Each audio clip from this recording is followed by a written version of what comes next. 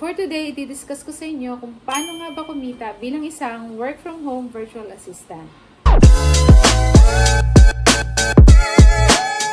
Hello everyone! Welcome and welcome back to my channel. Ano nga ba ang ibig sabihin ng isang virtual assistant? Virtual assistants are self-employed individuals offering remote administrative, creative, and technical services to clients by using technology at sa pamamagitan din ng mga technology, nako-complete ng mga VAs ang kanilang task for the clients. Examples of this task are managing calendar and email, making phone calls, social media management, assisting in marketing campaigns, graphic design, or some light video editing.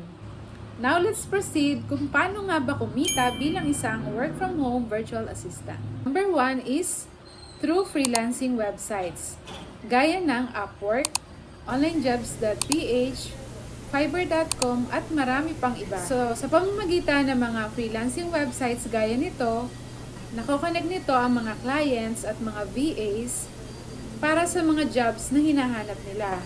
So, naggagawa ng mga job posting ang mga clients kung saan nilalagay nila kung ano yung mga hinahanap nila.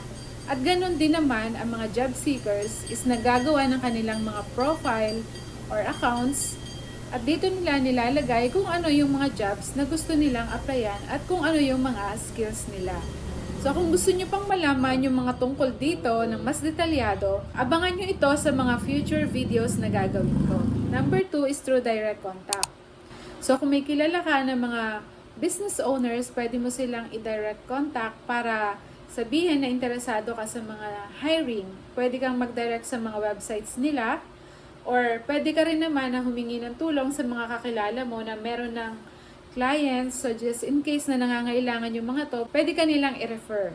And kadalasan nga, kung nagkaroon ka ng magandang relationship sa clients, pwede mong i-refer yung mga friends mo or family sa kanila or sila na mismo ang magtatanong sa'yo.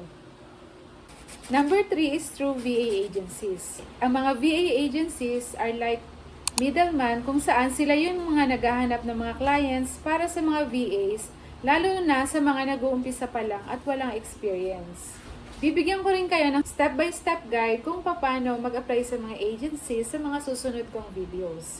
Kung may questions kayo, please leave it in the comments and I'll try to answer it on my next video. Please like, share, and subscribe, and hit the notification bell para maging updated kayo sa mga susunod kong videos. Thanks for watching my videos, and I hope may natutunan kayo.